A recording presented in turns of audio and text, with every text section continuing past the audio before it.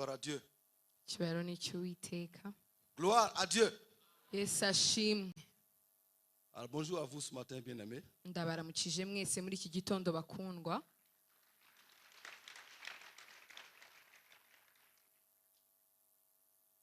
Je suis d'origine ivoirienne, Nturuka muri Côte d'Ivoire, mais je travaille en Guinée-Conakry pour les implantations des églises. ariko ubu ndi gukorera umurimo w'Imana nagura ubwami bw'Imana muri Guinée-Conakry. Guinée-Conakry, c'est dans le fond de l'Afrique de l'Ouest. Muri Guinée-Conakry iherereye ahahera mu nguni ya Afurika y'Iburengerazuba. Nous sommes très heureux d'être au Rwanda aujourd'hui. Tunejejwe cyane no kuba mu Rwanda uyu munsi. Nous sommes vraiment contents pour la vie de l'église rwandaise. Turashima Imana cyane kubw'ubuzima n'itoto itorero ry'u Rwanda rifite. Depuis l'aéroport jusqu'à ce matin, nous avons envie de changer notre nationalité pour devenir rwandais. Kuva twahera ku kibuga cy'indege kugeza amaginga ya turumva twifuza rwose guhindura ubwene gihugu bwacu tukaba abanyarwanda natwe. Alors, cherchez-moi un nom qui peut me correspondre. Mumperere izina rinkwiriye. Voilà. Ce que j'ai capté, que j'ai retenu jusqu'aujourd'hui, c'est que tous les frères, toutes les sœurs du Rwanda, tout le monde est souriant, tout le monde est content. Icyo maze kubona nuko abantu bose mu Rwanda abagabo abagore bahora baseka bishimye. Ça, que Dieu vous bénisse encore. Kubw'ibyo Imana ibaha umugisha nanone. Si ce n'était pas pour le besoin de l'œuvre, alors j'allais demander à ma femme, bon, on va s'organiser et on va devenir rwandais. Yaba atari kubw'umurimo ngiye nari gusaba umufasha wanjye tugashaka ukuntu tubigenza tugahinduka abanyarwanda. Mais que le nom du Seigneur soit béni. Ariko Imana ihabwe icyubahiro. Nous remercions le docteur Gitwaza. Turashimira Dr. Gitwaza. Nous sommes rencontrés à Dallas, aux États-Unis, Twahuriye Dallas muri Leta Zunze Ubumwe za Amerika par l'intermédiaire de l'apôtre Atsali, biciye mu ntumwa Atsali, qui est notre fils spirituel. kandi n'umuhungu wacu mu mwuka. Et depuis cette rencontre, l'apôtre Gitwaza, nous sommes restés ensemble et il nous invite au Rwanda. Pour la première fois de notre vie, nous sommes arrêtés au Rwanda aujourd'hui. Kandi kuva icyo gihe twakomezanyije uwo mubano bikaba byatumye n'uyu munsi adutumira kuza mu giterane hano mu Rwanda ku nshuro ya mbere.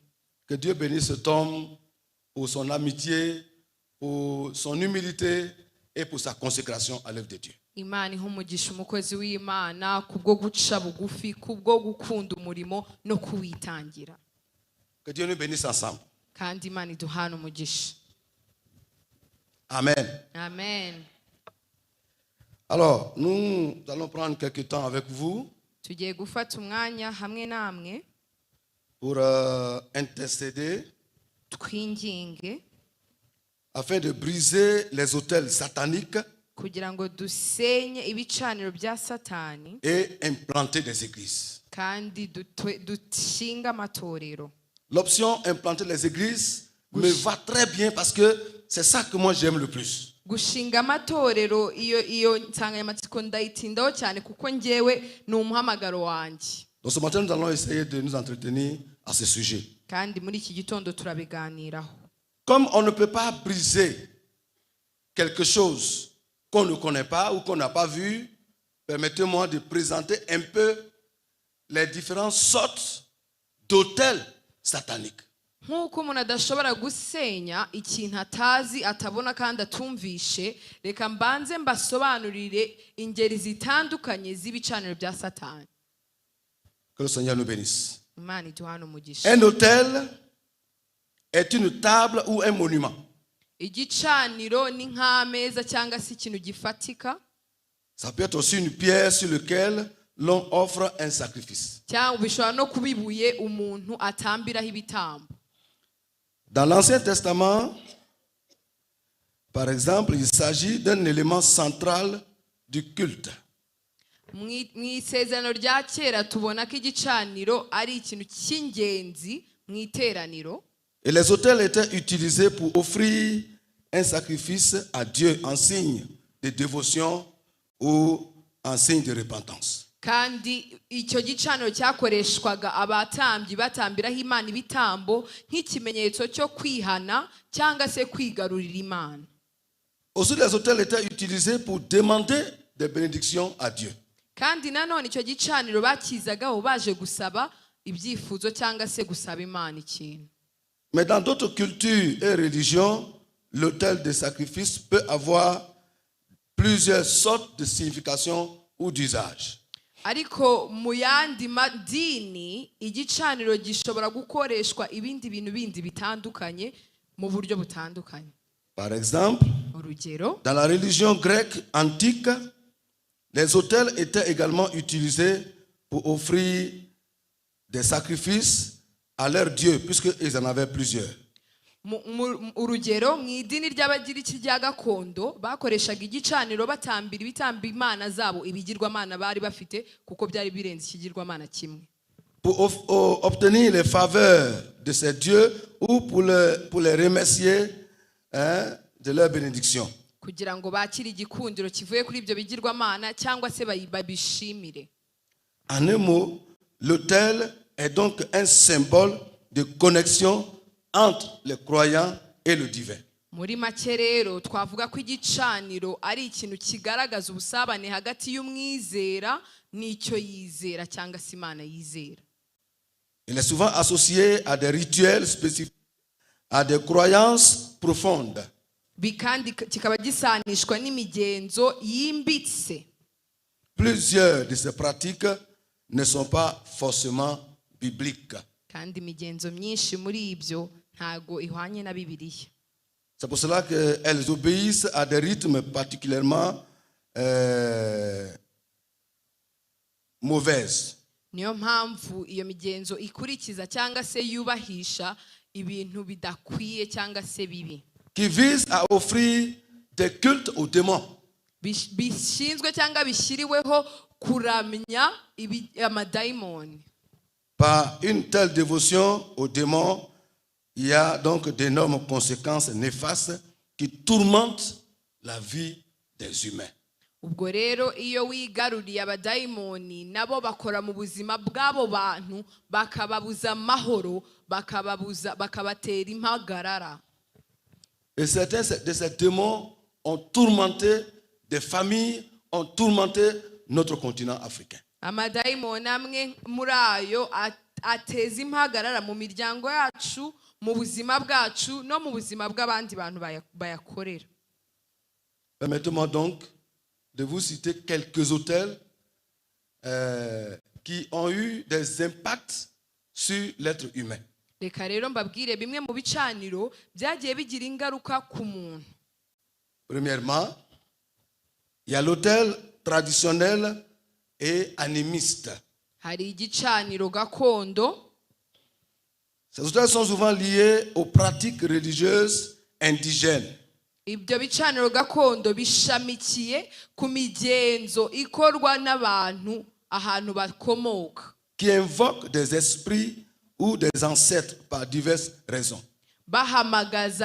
bahamagaza imyuka, bashikisha imyuka y'aho bakomoka cyangwa se y'ibisekuruza byabo. Pour chercher la protection, kugira ngo bahabwe uburinzi, pour chercher l'enfantement, kugira ngo bahabwe abana, pour chercher la réussite à l'école, kugira ngo batsinde mu ishuri, pour chercher les bonnes récoltes à la fin de l'année, kugira ngo bagire umusaruro mwinshi umwaka urangiye, pour devenir des grands et meilleurs fonctionnaires de sa famille. kugira ngo babe umuntu ukomeye mu muryango wabo. Ces autels ont été invoqués. ibyo bicaniro barabihamagaza.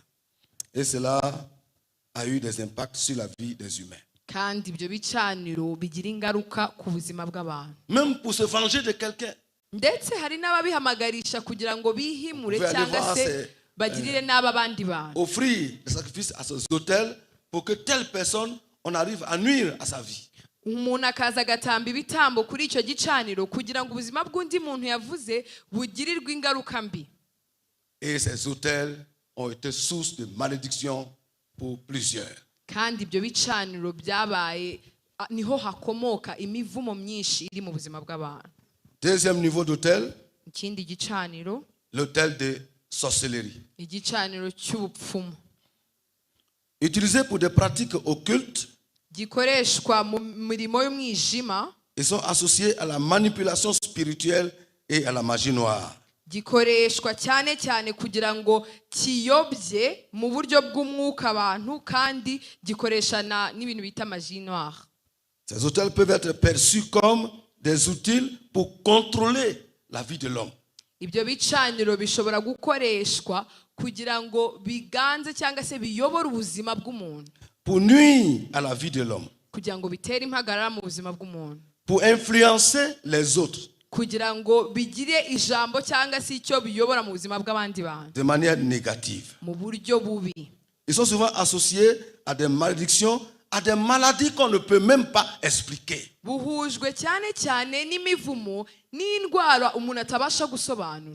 Ils sont souvent utilisés pour des blocages en termes de mariage. On dit, quand on utilise cet autel contre quelqu'un dans sa famille, personne ne va se marier. Bijya kandi nanone bisanishwa n'imivumo cyangwa se no kuzitira umuntu cyane cyane mu buryo bw'urushako, nk'umuntu akavuga ati uyu nguyu abangaba bose mu muryango wabo nta n'umwe uzashaka.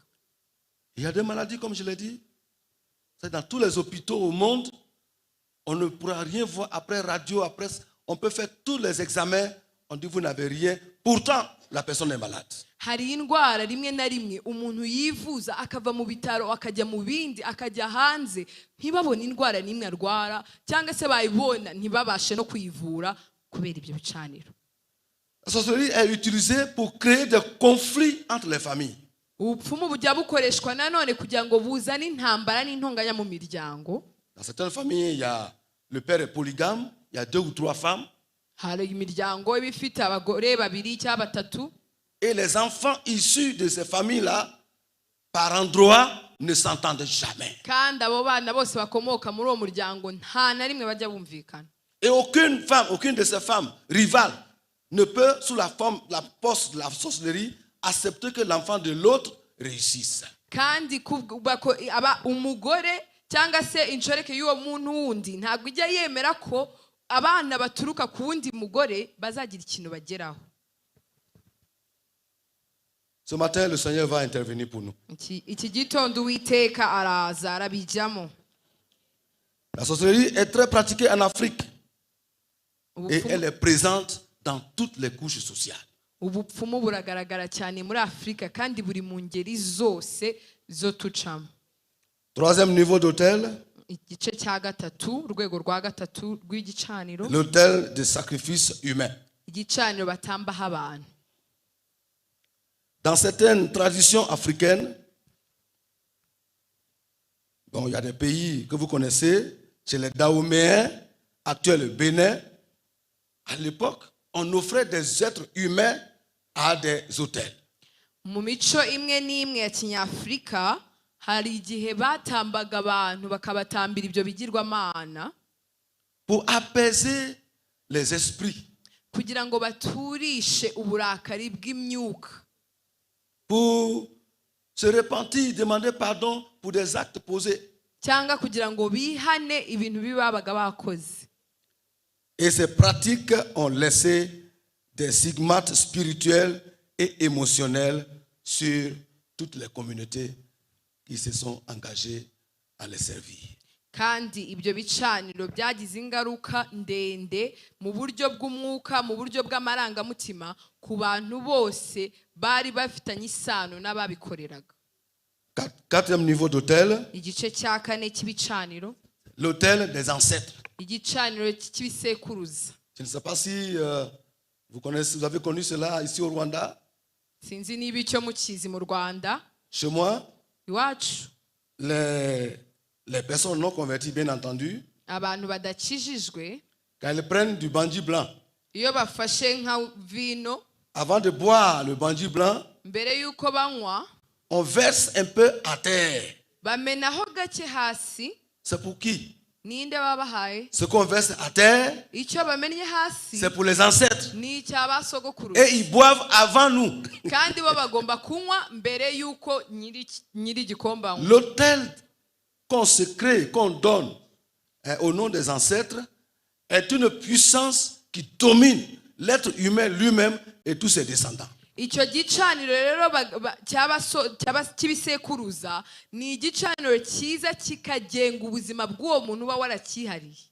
D'ailleurs, quand tu donnes le nom de ton père à ton enfant, on invoque l'esprit de ce père qui avait été guerrier autrefois pour que les esprits qu'il avait animés hier viennent animer ton fils qui porte son nom. rimwe na rimwe abantu iyo bahaye amazina ya base bakayaha abana babo baba bahamagara umwuka wakoreraga muri se ngo uze ukorere muri uwo mwana nawe umugenge nk'uko wagengaga se.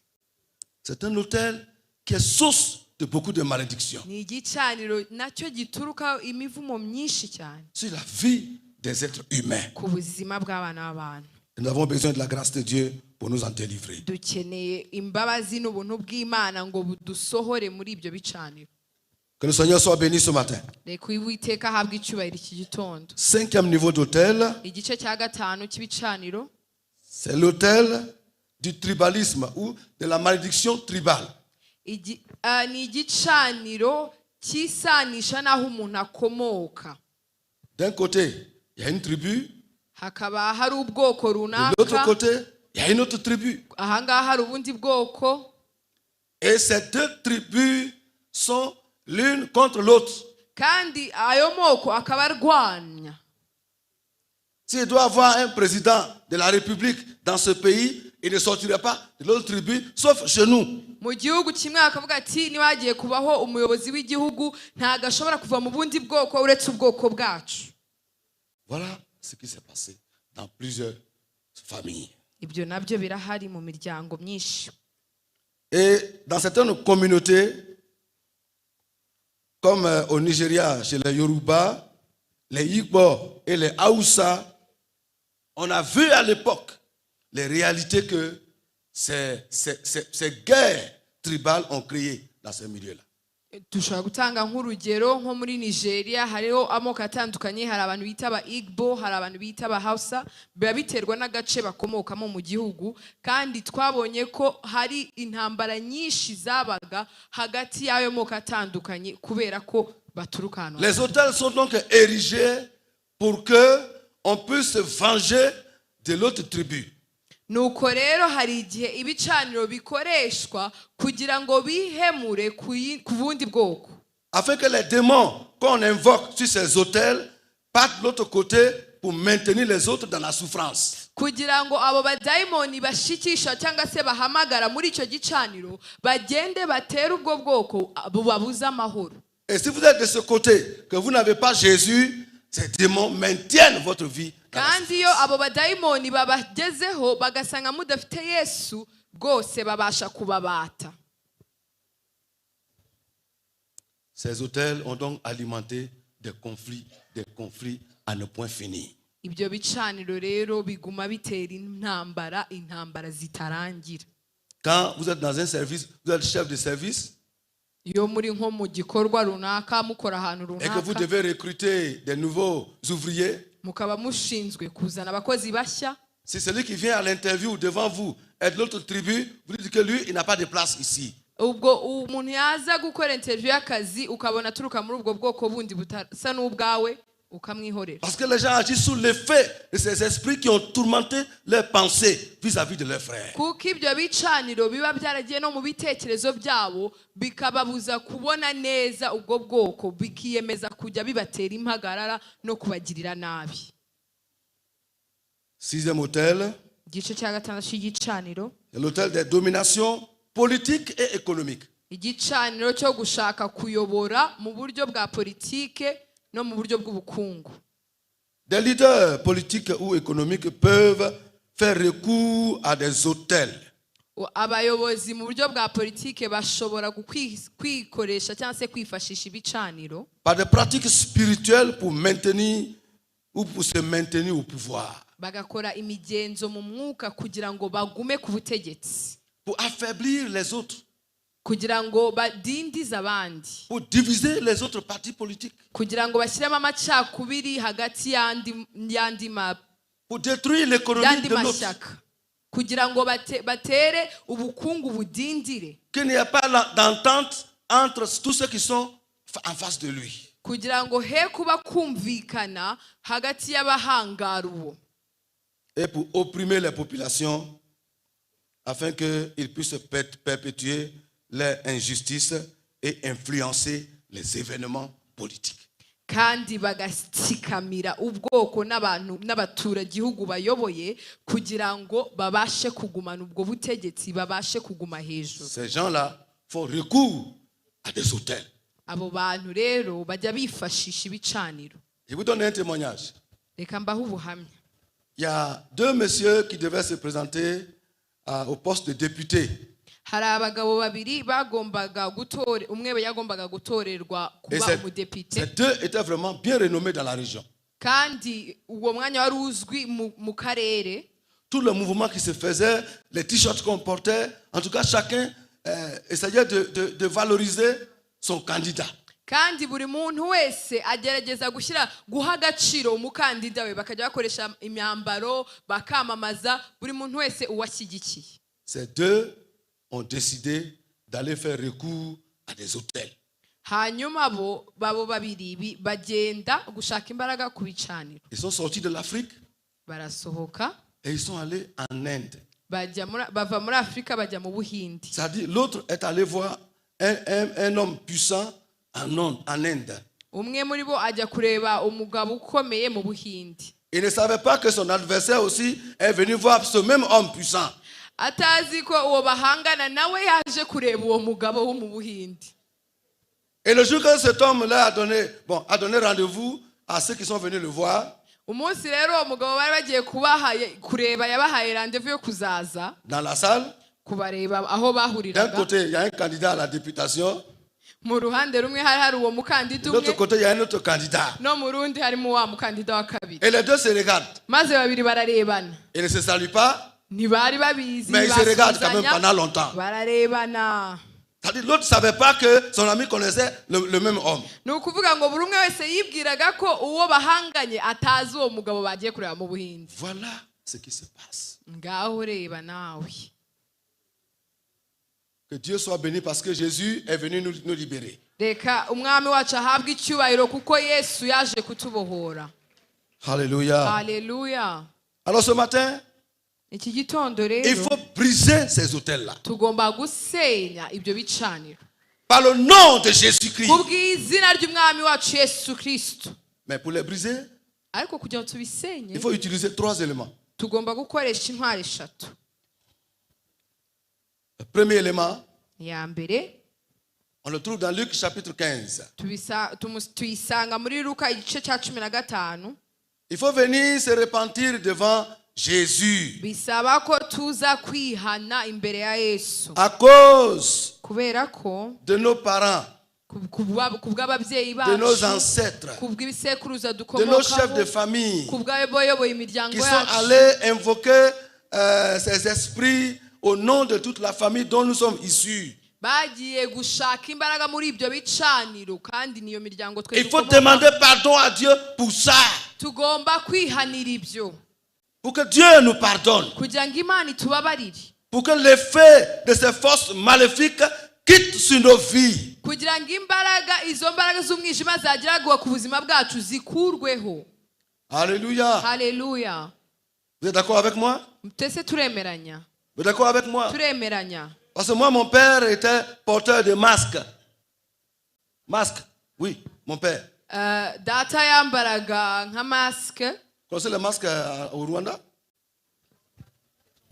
Masques, bon, les masques qui dansent, les masques guerriers, les masques qui viennent annoncer une nouvelle saison, une bonne saison. Mon père était porteur de masques. Okay, mu muco wabo hari abantu bahitamo kugira ngo bajye bambara nka masque zo cyangwa se bafite nk'umuhamagaro wo kujya baza kuvuga inkuru igiye kuba, cyangwa se kuba barwanyi, cyangwa se gukora ibintu bitandukanye ariko mu buryo bwa gakondo. Et dans le monde spirituel, Ils communiquaient avec les démons. kandi baganiraga n'abadayimoni abo bantu babaga Ils baratoranyije communiquaient avec les démons. baganiraga Et il n'abadayimoni invoquait ces démons-là sur la famille. bagahamagara abo badayimoni ngo baze no mu muryango Il dit aux démons, venez prendre le contrôle des enfants de la famille. bakagabira abo badayimoni umuryango wabo bose n'abana babyaye. Et quand moi je me suis donné à Jésus, maze rero njyewe j'ai dit Seigneur, pardon pour tous ces péchés. saba Yesu imbabazi ku bw'ibi byaha byose. C'est pourquoi ce matin, frère, niyo mpamvu iki gitondo mwene data je vous invite ndabatumye à accepter qu'on demande pardon à Jésus pour tout ce qui a été fait au nom de notre famille. kugira ngo twihanire ibyo byose byaba byarakorewe mu miryango yacu. C'est la première chose qu'on va faire. icyo nicyo cya mbere tugomba gukora. La seconde chose, icya kabiri il faut demander à Dieu de nous réhabiliter, tugomba gusaba Imana ngo yongere itugarure, de nous donner, d'être à nouveau réhabilités, de nous repositionner. iduhembure cyangwa se twimure. Le texte que je vous ai présenté ici, Luc chapitre 15, muri Luka 15 nababwiye, lorsque l'enfant prodigue est allé, umwana w'ikirara agenda dissiper tous les biens de son père, agenda kwangiza ibyo byose yari yarafasha akuye kwa se. la Bible dit qu'il était dans le besoin. noneho iyo turi gusoma iyo nkuru tubona ko yagezeho bigashira agakena ntagire na kimwe Il agumana. avait perdu ses amis, yari yaratakaje inshuti ze, il avait perdu tout ce qui était autour de lui. yari yaratakaje ibimukikije byose. Et il est entré en lui-même. noneho atarongera atekereza neza. La pensée de la repentance, c'est le fait d'entrer en nous-mêmes et prendre conscience. igitekerezo cyo kwihana kiza iyo twisubiyemo, iyo twisuzumye tukiyemeza kwihana. Il dit, j'irai voir mon père. aravuga ngo nzajya kureba data. Je dirai, Père, mubwire ati data, j'ai péché contre le ciel, nacumuye imbere y'ijuru, mais j'ai péché contre toi. ngucumuraho nawe. Il finit de faire ça. narangije gukora ibyo, Son père l'accueille. saramwakira, Son père organise un festin à son endroit. sategura ibirori bikomeye. Son père demande qu'on l'habille dans une nouvelle tunique. maze sasaba ko bamwambika umwambaro mushya. Donc son père le réhabilite. nuko se arongera amusubiza Son mu kuba père umwana we. l'installe dans la maison. yongera amusubiza mu kuba umwana wo mu rugo. Pas comme esclave, mais fils de la maison. atari nk'umucakara ahubwo ari nk'umwana mu rugo. Alléluia. Haleluya. Soyez réhabilités ce matin au nom de Jésus. reka Imana ibagarurire muri yo uyu munsi mu izina rya Yesu. Et la dernière chose que nous allons faire, kandi icya gatatu nous allons déclarer. turamamaza. En Genèse chapitre 1, mu itangiriro rimwe Dieu dit que la lumière soit. tubona ko Imana yavugaga ngo Et la lumière est venue umucyo à l'existence. ubeho, umucyo ukabaho. Nous allons déclarer turamamaza notre liberté en Jésus. umudendezo wacu muri Yesu Kristo. Hier, je disais ceci. ejo hashize Les pères de famille, je vais vous donner juste ce témoignage. ndabaha ubu buhamya ho gato. À la veille de la fête de fin d'année, par exemple, nk'iyo turi mu makesha twimuka mu mwaka, du village, on vous amène un gros coq. mu cyaro babazanira isake nini. Et vous dites, bon, ce coq-là, on va le tuer le 1er janvier. bakavuga ati isake tuzayibaga ku itariki ya mbere z'ukwa mbere. Mais le coq est venu le 25 décembre. ariko iyo sake bakayizana nko kuri 25 z'ukwa 12.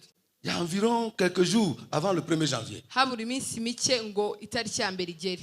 Vous attachez les deux pattes du coq. mukazirika amaguru yayo abiri, Le déposez à la cuisine. mukayishyira mu gikoni. Dites aux enfants, nourrissez-les un peu avant le 1er janvier. mukajya mubwira abana ati muyigaburire ku ya mbere tuzayirya. Quand le 31 décembre arrive, ku itariki 31 y'ukwa 12, avant d'aller à la prière la veillée des choses de fin d'année, mbere y'uko mujya mu makesha asoza umwaka, vous dites, bon, détachez ses pieds pour qu'ils prennent un peu de force quand même. mukavuga ati mube mukuyeho wa mugozi mwayizirikishije. Mais quand on le détache, ariko iyo bayikuyeho umugozi, le coq pense qu'il est toujours attaché. iyo sake iguma yibwira ko ikiboshye. Vous avez remarqué ça? mwarabibonye? Très bien. yego. Ce matin, iki gitondo rero Satan pense qu'il nous a eu pour toujours. satani yibwira ko yadufashe Mais nous, on va by'iteka déclarer notre Ariko- position en Jésus-Christ de Nazareth. ariko twebwe turamamaza ko turi muri Yesu Kristo w'i Nazareti On va lui dire que turamubwira nous ne sommes plus attachés. ntabwo tukiboshye Christ nous a libérés. Kristo On yaratubohoye peut sauter en son nom dusimbuke mu izina rye et donner gloire à Dieu. kandi mu cyubahiro cy'Imana Voilà ce qu'on va faire ce matin. nicyo turi bukore iki gitondo Nous sommes d'accord avec ça? turemeranyije Nous sommes d'accord avec ça? Nous turemeranyije sommes d'accord avec ça? turemeranyije Très bien.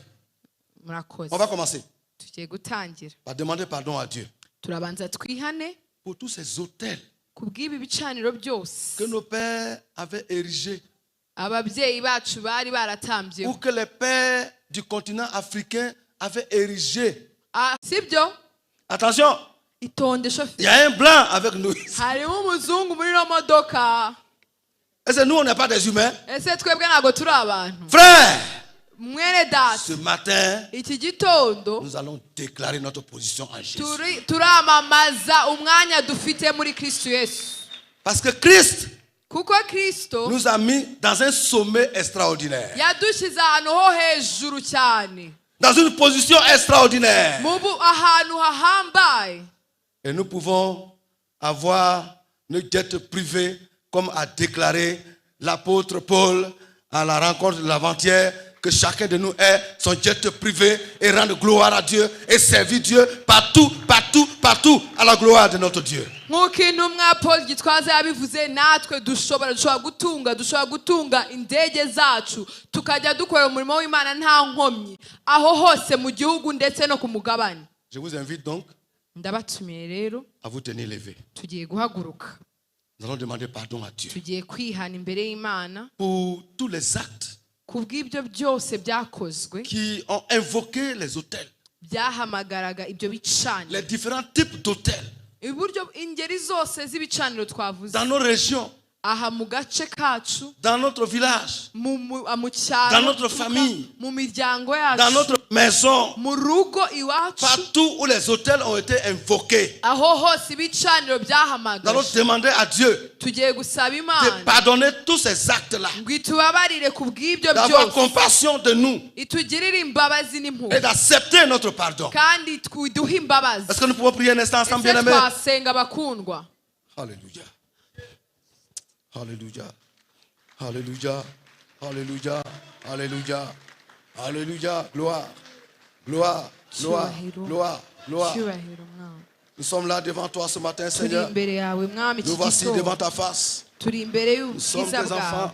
turi abana Nous avions bawe péché contre toi. Nous avons twarakoresheje invoqué des hôtels twakoresheje qui ne t'ont pas glorifié. ibicaniro Des hôtels ibicaniro qui n'ont pas donné gloire à ton nom. bitaguha icyubahiro Des paroles qui ont été invoquées. amagambo Des paroles qui ont yakoreshejwe été déclarées sur nous amagambo yatuwe ku pour nous buzima rendre bwacu esclaves, atugira abacakara pour nous rendre n'imbata inutiles, atugira abatagira pour umumaro nous arracher toutes les grâces. atwaka ubuntu bwose. Oh Jésus, Yesu Jésus, Yesu Jésus, Yesu aie compassion, tugirire impuhwe aie compassion, tugirire impuhwe aie compassion, tugirire impuhwe aie compassion, tugirire impuhwe aie compassion. tugirire impuhwe Étends ta main, Seigneur. Mwami turi mu biganza Pardonne byawe tous ces péchés. tubabarire ibyaha byose Pardonne toutes ces déviations. tubabarire Mwami ibyo bicumuro byose Pardonne tous ces actes posés. tubabarire ku bw'ibyo bikorwa byose Pardonne ces sacrifices qui ont été offerts. tubabarire ku bw'ibyo bitambo Les byatanzwe sacrifices des animaux. ibitambo by'inyamaswa Sacrifices des êtres humains. ibitambo by'abantu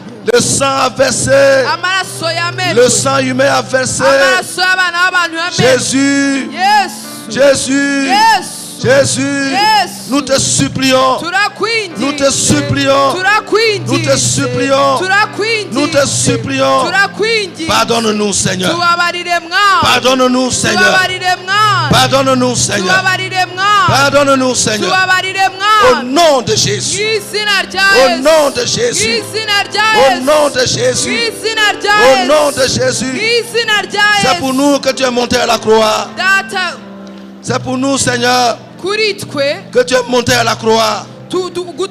udutwarire Tu es monté à la umusaraba croix Mwami wagiye ku musaraba avec ton propre sang. n'amaraso pour yawe effacer nos péchés. kugira ngo ukureho Nous ibyaha croyons en byacu. cette œuvre ce matin. Icyo gikorwa turacyemera. Merci Seigneur. Murakoze Yesu. Merci Seigneur. Urakoze Yesu. Merci Seigneur. Urakoze Yesu. Merci Seigneur. Urakoze Yesu. Au nom de Jésus-Christ. Izina rya Yesu. Amen. Amen. Alléluia. Haleluya.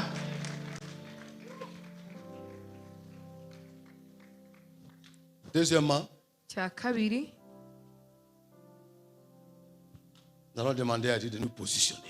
tugiye gusaba Imana iduhagaritse ahakwiriye. Nous ne sommes plus esclaves. Ntago tukiri imbata. Nous ne sommes plus esclaves. Ntago tukiri abacakara. Nous ne sommes plus esclaves. Ntago tukiri Nous sommes abacakara. enfants de Dieu. Turi abana b'Imana. En nous réside l'Esprit de Dieu. Muri twe harimo umwuka w'Imana. Dieu s'est investi en nous. Imana yatubitsemo ubutunzi Pourquoi ce matin, buhambaye. nous allons déclarer notre réhabilitation. Iki gitondo rero tugiye kongera twisubize muri Effacer tous les stigmates Muri des uwo murongo. forces ténébreuses. dukureho inzira zose zidakwiye zari Notre zarashyizweho conscience soit libérée. maze ubohoke no mu bitekerezo. La pensée qui dit que toi, tu ne vas jamais te marier là. Ibitekerezo bikubwira wowe On doit dire à cette ntuzashaka. pensée, Icyo gitekerezo kiveho à partir d'aujourd'hui là, guhera uyu tu munsi. es derrière moi. Kivi Tu es derrière moi. ugisiga La inyuma. pensée qui dit que Igitekerezo toi, tu ne kikubwira vas jamais ngo réussir là. wowe ntacyo uzageraho. Cette pensée là, Icyo tu es gitekerezo derrière moi. kijya inyuma.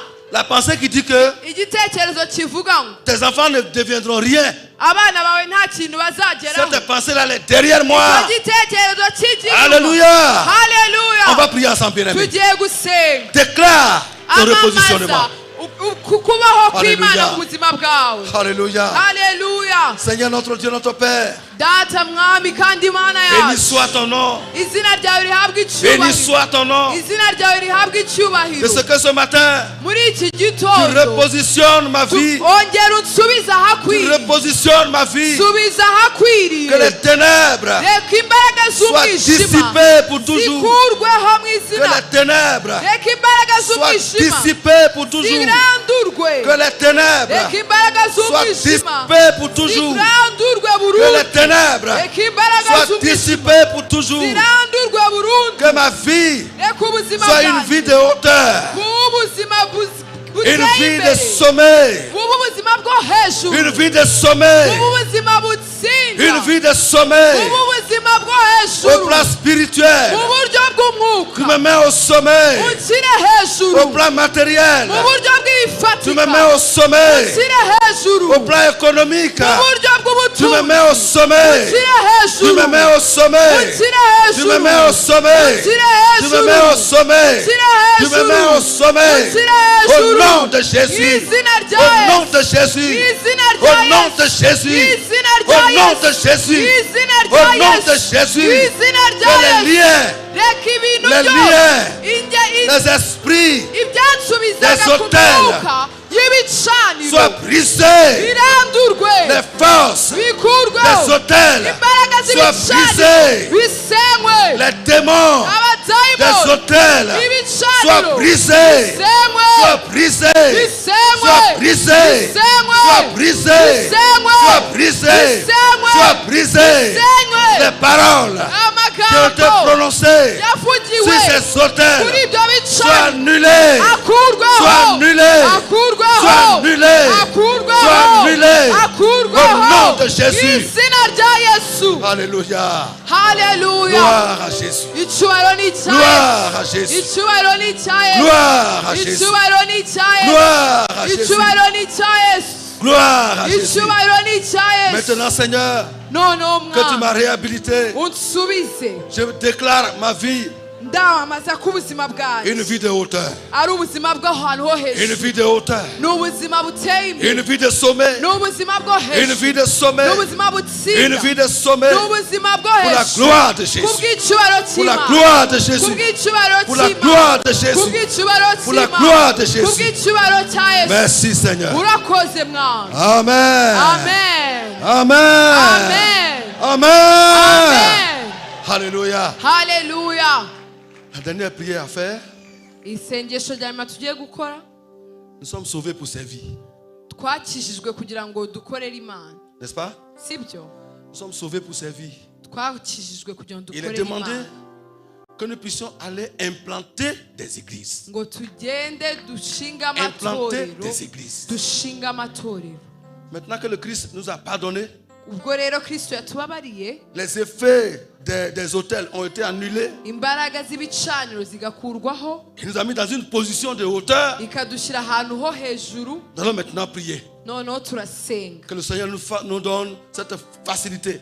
Imana itworohereze Partout où nous passons, aho hose duca chaque fois que nous faisons des pas, nidutera intambwe que nous puissions bâtir des églises. tubashe gushinga Bâtir amatorero des églises. tubashe Bâtir des églises. gushyiraho amatorero. Même quand nous montons dans un véhicule, ndetse nitujya mu modoka nous puissions annoncer l'évangile. tubashe kwamamaza ubutumwa Partout bwiza où nous passons, aho duca hose nous allons marcher, nous tugendagenda allons au travail. tujya ku kazi Nous puissions ouvrir des églises dufungure amatorero à la gloire de Dieu. kubw'icyubahiro À la cy'Imana gloire de Dieu. kubw'icyubahiro cy'Imana. Il faut prier donc tugiye gusenga pour que tu sois un instrument. kugira ngo ube igikoresho Un instrument igikoresho dans les mains de Dieu mu biganza pour by'Uwiteka créer des églises. kugira ngo Imana igukoreshe Partout où tu passes. ishinga amatorero aho Partout uca où tu hose passes. wamamaza ubutumwa bwiza aho uca hose. Nous avons le pouvoir que Jésus dufite nous a donné. imbaraga Yesu yaduhaye. Il a vaincu le diable et ses démons. yatsinze Satani Nous sommes plus n'abadayimoni que vainqueurs. kandi turi abatsinzi ndetse no Nous n'avons kurusha peur de rien. nta bwoba tugifite. Hier, j'ai rendu un témoignage. nababwiye ubuhamya ejo Nous sommes allés dans un village pour annoncer l'évangile. twigeze kujya ahantu mu cyaro kuvuga ubutumwa bwiza Et puis les notables ont dit ceci. maze abantu baho Petit, umuyobozi w'icyo cyaro tu penses que tu peux ouvrir église dans notre village? aravuga ati ese uribwira ko ushobora gushinga itorero aha hantu? Il y a 3 églises qui sont passées ici. hari amatorero 3 yagerageje Elles ont échoué. kandi ntibabishoboye. Elles ont fui pour partir. baragiye bihuta bahunga. Ici, là, ahangaha ubu c'est tuvugana la puissance ténébreuse de la région. ni imbaraga z'umwijima zihagenga. Je dis, ah bon? ndamubwira ati J'ai compris. nabyumvishe. Moi aussi, je vais venir nanjye ndaje avec la puissance qui vient n'imbaraga du ciel. zivuye mu ijuru. Nous sommes partis. turagenda. Vous savez comment ils font là-bas? uzi ukuntu babigenza? Le village est juste au bord de la mer. aho hantu batuye hafi ku nkengero Ils z'amazi. ont un pouvoir de faire pleuvoir, de faire descendre la pluie. bafite imbaraga mbi zituma n'imvura igwa. Donc, quand les premières églises sont passées, iyo rero abantu bazaga gutangira ils ont fait venir des amatorero nuages. bahamagaraga Et igicu puis la pluie a commencé. maze imvura Et ikagwa les églises ont fui. maze abo bantu bagahunga. Nous aussi, quand nous sommes partis, natwe tujyayo on a vu les nuages sur la mer. tubona igicu aho ngaho hejuru J'ai dit, y'amazi. ndababwira ngo j'ai parlé aux nuages. mbwira igicu J'ai dit, nuages, wa gicu we tu vas rester là. uragumaho Tu vas rester là. uragumaho Tu vas rester là. uragumaho Mais tu ne viendras pas ici. ntabwo ugera. La pluie n'est pas tombée. imvura ntiyagwa. On a passé toute la nuit. tumara ijoro On a ryose évangélisé. tuvuga ubutumwa. Il y a l'église dans ce village aujourd'hui. ubu tuvugana aho hantu hari urusengero. Frère, allez-y avec le pouvoir de Jésus que vous avez. nimugende n'imbaraga za Yesu mufite. Ouvrez les églises. mufungure N'ayez peur urusengero. de rien. nimugire Car ubwoba le Seigneur est avec vous. kuko Uwiteka ari kumwe namwe. On va prier le Seigneur. reka dusenge. Il fortifie chacun. aravuga buri wese Il donne à chacun emukomeze d'ouvrir. imuha imbaraga zo d'ouvrir des églises. gufungura. Chacun soit un instrument dans les mains de Dieu buri muntu wese abe igikoresho mu biganza pour by'Uwiteka ouvrir des églises. kugira ngo afungure Nous amatorero. sommes d'accord? turi kumwe On va prier pour ça. dusenge. Alléluia. Wada saba yanda skumba. Shidebe wedelo raya kibala winda skumba. Ayanda ba winda skumba wilikinde lobaya. You are the baisa skumba shikabele wendesko. Aunde ba di silba wilikinde lo rai di kibiliwa. Seigneur, merci. Ya turakoze. Gloire à ton nom ce matin. icyubahiro ni Gloire icyawe. à ton nom ce matin. icyubahiro ni ikizina De ce que ryawe. tu fais de nous mwami wowe des uduhindura gagneurs d'âme. abantu bazanira Des benshi gagneurs Kristo. d'âme. abazanira benshi Kristo. Donne-nous, Seigneur, uduhe imbaraga d'être mwami. les gagneurs d'âme. imbaraga zo kuzana Les benshi gagneurs kuri d'âme. Kristo. kuzana benshi kuri Partout nous Kristo. passons, aho duca nous hose puissions instaurer l'église. tubashe gushinga Nous puissions installer amatorero. l'église. tubashe gushinga Que le amatorero. royaume de Dieu reka ubwami bw'imana s'agrandisse bukure à travers ma vie. biciye mu buzima Le bwawe royaume de Dieu ubwami bw'imana s'agrandisse bwaguke à travers ma vie. binyuze muri Que le twe royaume de Dieu reka ubwami bw'imana s'agrandisse bwaguke à travers ma vie. binyuze mu buzima À travers bwawe ma vie. binyuze mu buzima Partout je bwawe passe. aho nca Que hose le royaume de Dieu ubwami bw'imana s'agrandisse bwaguke à travers ma vie. mu buzima bwawe Fais-le pour ta gloire. ku bw'icyubahiro Au cyawe nom de Jésus. izina rya Au yesu nom de Jésus. izina rya Au yesu nom de Jésus. izina rya yesu Amen. amen Amen. amen Amen. amen Amen. amen amen Alléluia. haleluya Que Dieu vous bénisse, frère. imana ibaha umugisha